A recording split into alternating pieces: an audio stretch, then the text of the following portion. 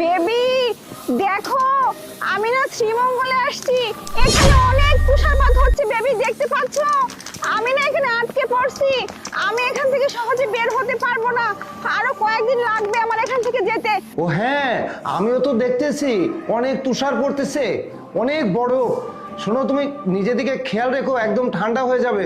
Baby তুমি এক কাজ করো, আমাকে না আমার অ্যাকাউন্টে 50,000 টাকা পাঠিয়ে দাও, যাতে আমি আরামসে কয়েকদিন থেকে তারপরে নিরাপদে বাড়ি ফিরে যেতে পারি। তুমি এক কাজ করো বেবি, তুমি তাড়াতাড়ি আমার অ্যাকাউন্টে 50,000 টাকা পাঠিয়ে দাও, ঠিক আছে? হ্যাঁ হ্যাঁ, তুমি কোনো চিন্তা করো না, আমি তোমার মোবাইলে এখনই আমি 50,000 টাকা পাঠিয়ে দিচ্ছি। আর শোনো, ঠান্ডায় না আমার ফোনটা মনে হচ্ছে জমে যাবে, আমি রেখে দিলাম। ওকে বাই, তোমার ফোনে টাকাটা পাঠিয়ে দাও। Bye baby, bye. ওকে নাও দুজন। ওকে নামাও, ওকে নামাও।